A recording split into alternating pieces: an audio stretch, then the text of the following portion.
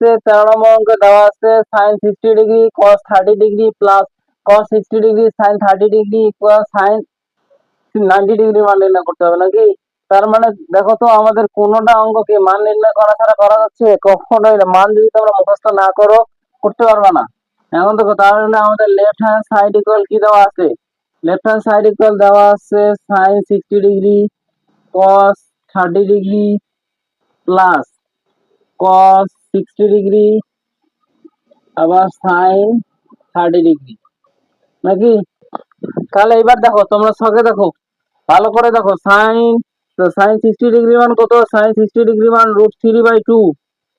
আবার cos 30 degree মান কত? √3/2। ভালো করে ছকে দেখো। এরপরে cos 60 ডিগ্রি মান কত? cos 60 ডিগ্রির মান হাফ, sin 30 ডিগ্রির মান হাফ।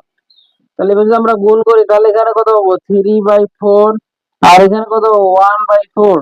তাহলে নিচে লসাগু কত? 1। তাহলে 3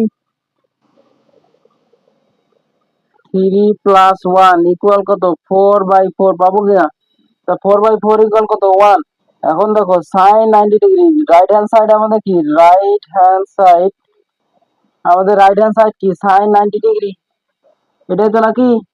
sin 90 ডিগ্রির মান ভালো করে ছকে দেখো, sin 90 ডিগ্রির মান 1।